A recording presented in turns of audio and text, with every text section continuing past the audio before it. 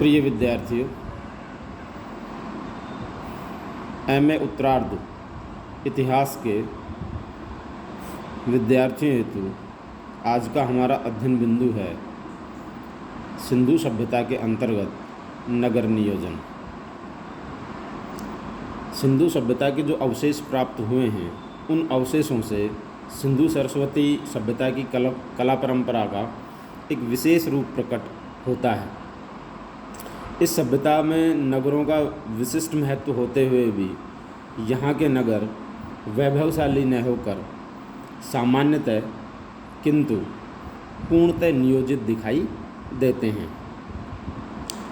यदि इसके समकालीन अन्य सभ्यताओं के नगरों को देखें तो वहाँ पर हमें जो लक्षण दिखाई देते हैं तो उनमें एक जो भाग था उस भाग में शासक वर्ग के प्रासाद बने हुए थे और दूसरे भाग में साधारण नागरिक रहते थे।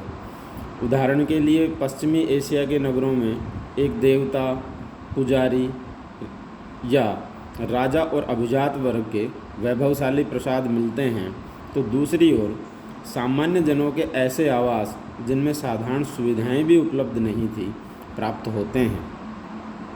लेकिन सैंधव नगरों के शासकों, कुलीन वर्ग और सामान्य नागरिकों सभी के आवास पक्की ईंटों से निर्मित हैं और उनमें कुएं, स्नानागार और ढकी हुई नालियों जैसी सभी सामान्य विशेषताएं या सुविधाएं उपलब्ध हैं। ऐसा लगता है कि सैंधव सभ्यता में शासक और शासितों में अधिक भेद नहीं रहा होगा,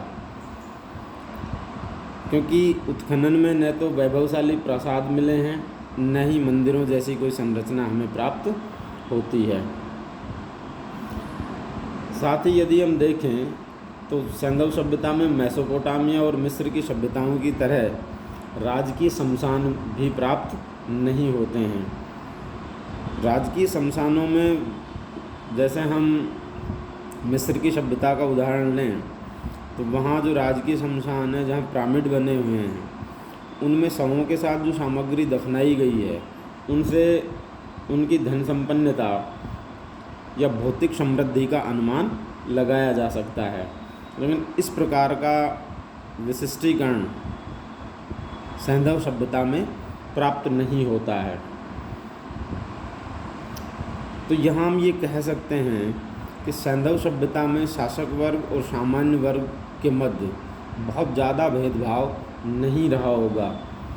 अंतर तो रहा होगा, इतना तो निश्चित है कि दोनों वर्ग समान तो नहीं रहे होंगे, लेकिन वो अंतर इतना ज़्यादा नहीं था कि स्पष्ट रूप से प्रकट हो सके।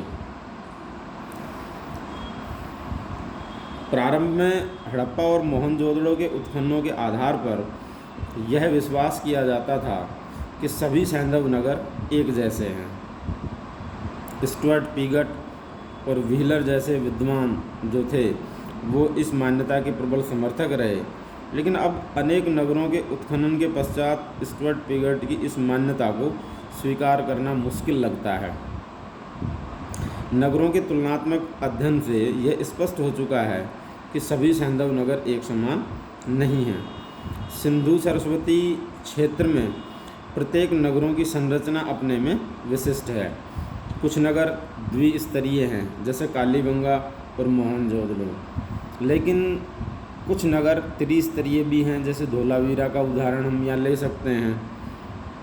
कुछ नगर बिना विभाजन के ही स्वयं में पूर्ण हैं जैसे लोथल का नगर है। इस प्रकार कुछ नगर चारों ओर से खुले हैं तो कुछ पूर्णतः दुर्गीकृत हैं जैसे धोलावीरा। इसके विपरीत कुछ नगरों का एक ही भाग गढ़ी के रूप में संयोजित किया गया है। इस संदर्भ में हड़प्पा का उदाहरण लेना उचित लगता है। इस प्रकार ये स्पष्ट हो जाता है कि सैंधव सभ्यता में नगर नियोजन की कोई निश्चित मान्य रूपरेखा नहीं थी। आवश्यकता और वहाँ के परिवेश के अनुसार उनकी योजनाएं बनाई गई थी। यहाँ एक तथ्य यह है कि नगर निर्माण में वहाँ के जो भौगोलिक परिवेश था उसने भी अपना महत्वपूर्ण योगदान दिया है। यदि हम सामग्री की दृष्टि से देखें तो मैदानी क्षेत्र में जहाँ पत्थरों का मिलना मुश्किल था वहाँ पक्की ईंटों का प्रयोग किया गया है, और पहाड़ी क्षेत्र जैसे सुरकोटड़ा और धोलावीरा है, वहाँ के भवनों में पत्थरों का प्रयोग भी पर्याप्त मात्रा में किया गया है। इसके विपरीत कुछ क्षेत्र ऐसे हैं जैसे कालीबंगा। कालीबंगा के परिवेश को यदि हम देखें तो वो एक शुष्क क्षेत्र था, तो वहाँ पर अधिकांशतः कच्ची ईंटों का ही प्रयोग किया गया है। तो जैसे जैसे अन्य नगरों की खुदाई होती गई और भविष्य में होगी, तो यहाँ जो इनके निर्माण सामग्री है या उनके नियोजन है, उसमें अंतर स्पष्ट होता जा रहा है। सामान्यतः सैंधव वास्तुकार नगर नियोजन में सिद्धहस्त थे। वे नगर बसाने से पूर्व उसका स्थल विन्यास निश्चित कर लेते थे। संपूर्ण विश्व सभ्यताओं को यदि हम देखें, विश्व की प्राचीन सभी सभ्यताओं को यदि हम देखें, तो सुमेर में एक नगर मिलता है उर नगर को छोड़कर शेष विश्व में भारत के अलावा कहीं भी नियोजित नगरों के प्रमाण हमें प्राप्त नहीं हुए हैं। भारत से बाहर केवल उर नगर ही इन तत्कालीन सभ्यताओं में नियोजित नगर था।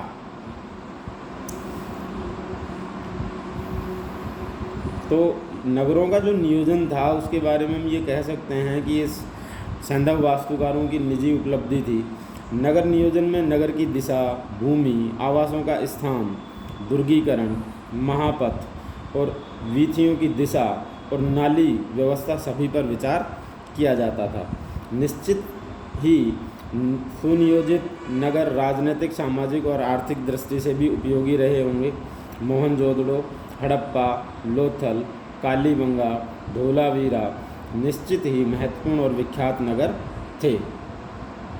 नदियों के तट पर होने के कारण व्यापार की प्रगति में भी इनका महत्वपूर्ण योगदान रहा होगा। नगरों के सुनियोजित होने के कारण स्थानीय प्रशासन में भी उन लोगों को सुविधा रही होगी।